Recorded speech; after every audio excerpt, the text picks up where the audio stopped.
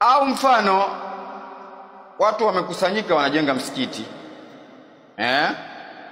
na kuna mtu ambaye amewakilishwa kwenye asimamie msikiti huu akapewa pesa kwamba mimi ule msikiti unaojengwa pale, hii pesa iingie pale. Baada sasa ya siku kadhaa tayari pesa za ule msikiti zimetosha, msikiti umeisha. Sheria inasema haifai kuelekeza zile pesa kwenye msikiti mwingine, kwa sababu hii ni wakalatul mutlaq, wakalatu muayyan, kwamba yeye kalenga msikiti fulani. Sheria haifai tena kwamba ile pesa aseme yule aliyewakilishwa, lakini msikiti inayohitaji si mingi, acha hizi pesa nizipeleke kwenye msikiti fulani. Haitojuzu. Kadhalika inafaa kutumia wakili katika lile jambo ambalo analiona kwamba lina maslaha, kwamba huyu kapewa anunue mbuzi, akanunua mbuzi wawili. Kwani Mtume alimwambia mnunue mbuzi wawili? Hajamwambia.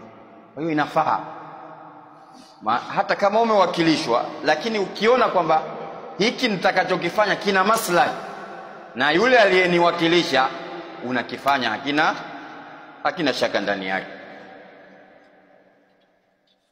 طيب, kisha akataja hizi hadithi ya Abi Sa'id al-Khudri radiyallahu ta'ala anhu, anna an-nabiy sallallahu alayhi wasallam, kwamba Mtume swalla na salamu zimuendee, naha an shira'i ma fi butunil an'am, Mtume amekataza kununua kitu kilichoko, kununua vitu vilivyoko kwenye matumbo ya wanyama, hata tadha, mpaka vizaliwe, mpaka ule mnyama azae. Kwamba haifai mtu kuuza mbuzi, kijimbuzi kilichoko katika tumbo, kuuza mimba. Mfano akawa ana mbuzi ambaye ina mimba, akamwambia mwenzake, bi'tu kama fi batniha bikadha, ule mbuzi unamuona na kuuzia kilichoko kwenye tumbo lake kwa shilingi kadha. Hilo sheria imefanya nini? Hii imekataza, ni haramu. Kwa nini ni haramu? Tumetaja sababu kule nyuma. Kwa nini inakuwa ni haramu? Kwa sababu ahsante, fihi jahala, kuna kutojulikana. Wanaweza wakazaliwa wale mbuzi wawili, itakuwaje sasa? Au wazaliwa watatu, au wakazaliwa mmoja. Anaweza akazaliwa mwanamume kidume kibeberu au cha kike, anaweza akafia huko kwenye tumbo. Kwa hiyo fihi nini? Ila ya kukatazwa lianna fihi jahala, sintofahamu. Wa an bai'i ma fi dhuru'iha, na kuuza maziwa yaliyoko katika chuchu za wanyama. Kuuza maziwa yaliyoko kwenye chuchu, kwa sababu maziwa yanapokuwa kwenye chuchu mtu hawezi akajua kwamba ni kiasi gani, Vile vile kuna ila nyingine kwamba ajizu an taslim, uwezekano wa kuyachukua ni ngumu mpaka yakamuliwe. Fahimtum? Kwa hiyo kwanza kutojulikana kiasi chake, na pia vile vile kutowezekana kuyachukua. Kwa nini? Kwa sababu ule mnyama Wafugaji wanajua anaweza akapandisha maziwa yake, ila ukifanya hivi wapi, kaficha bwana. Wewe ushakula hela za watu, utafanyaje? Kila ukikamua wapi bwana, pale naona jinsi kile chuchu ilivyo ile bwana, nipe hela za lita 2, baadaye inatoka nusu lita, utafanyaje? Kwa hiyo ala kulli hali jambo hili ni haram kwa sababu hayajulikani kiwango chake. Pia vile vile kuna ugumu wa kuyapata mpaka yakamuliwe. Ndio maana ikakatazwa. Kisha akasema wa anshirai al-abdi wa huwa abiq, na kumnunua mtumwa hali ya kuwa yeye amekimbia. Kipindi cha kuuzwa watumwa wale, mtumwa akamkimbia bwana wake, alafu akamwambia mwenzake, bwana nakuuzia ule mtumwa aliyekimbia, ule mtumwa aliyekimbia jana ule nakuuzia kwa shilingi kadhaa. Haifai. Haifai. Kwa nini haifai? Pia vile vile kwa sababu ya adamu qudratu ala taslim, kwamba ni hakuna uwezekano wa kumchukua, wa kumshika, haijulikani utampata au hutompata. Ndio maana sheria ikafanya nini?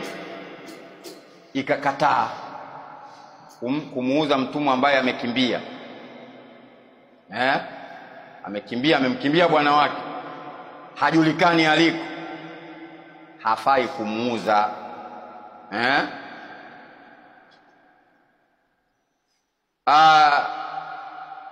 Kwa sababu akishakimbia pia kwanza hawezi akamuuza kwa kima chake kile kile. Kwa sababu kama mathalan anauzwa 10,000, aliyekimbia ataambiwa bwana 5,000. Ala kuli hali kwamba ni bei ambayo ndani yake pia kuna nini? Gharar, udanganyifu na wajahala. Hapa kuna aina mbili, sababu mbili.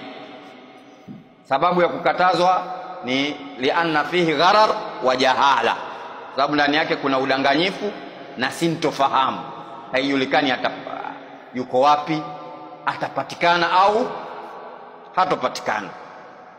Wa anshira'il maghanima hatta tuqsama, kadhalika mtume amekataza kununua mali zinazo patikana kwenye vita, mali ambazo zimepatikana kwenye vita, mpaka zigawanywe. Hata tukusama, mpaka zifanye nini? Zigawanywe. Pia imekatazwa kununua. Kwa nini? Kwa sababu ni ghishi. Sababu mali ambayo haijagawanywa hii ni ya watu wengi. Sasa ukinunua anaweza ukamfaidisha mtu mmoja tu. Sheria ikakataza kwamba usinunue mali iliyopatikana katika vita mpaka igawanywe.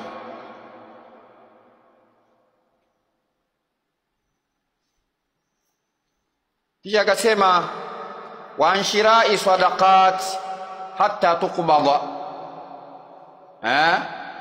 na kununua sadaka mpaka mtu aishike mkononi. Bwana mimi nimeahidiwa sadaka bwana, mbuzi wangu wa sadaka, nipe hela kabisa kabisa, akija tu nakupa. La, haifai. Usiwe muuzaji, mnunuaji usinunue mpaka aishike mkononi. Pia vile vile kuna jahala, kwa sababu ndani yake kuna nini? Jahala, sababu haijulikani, je, hiyo sadaka ataipata au hatoipata. طيب قال وعن ضربة الغائص، وعن ضربة الغائص، na pigo la mzamaji. Kununua kitu pigo la mzamaji. Na ghaisi ni mtu anayeshuka, anayezama kwenye maji, na darbatul ghais, pigo la mzamaji ni kusema mathalan yule anayenunua ni kusema yeye mnunuaji akamwambia anayenunua, muuzaji akamwambia anayenunua, ana aghusu fil bahr, mimi sasa hivi ninazama kwenye bahari, pengine kuna mali kule chini, kitakachotoka basi ni cha kwako kwa shilingi kadhaa. Hii pia imekataliwa. Ila hapa itakuwa nini?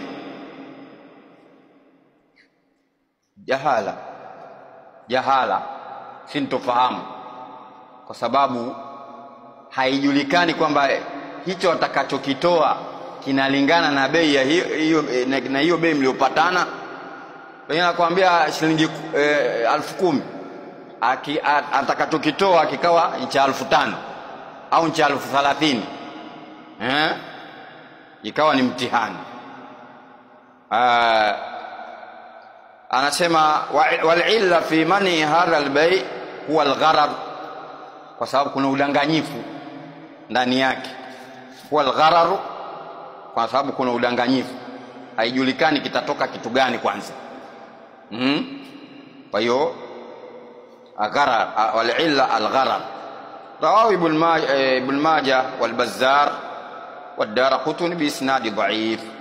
Isnadi yake ni dhaifu, lakini maana yake ni sahihi, kama alivyosema mshereheshaji kwamba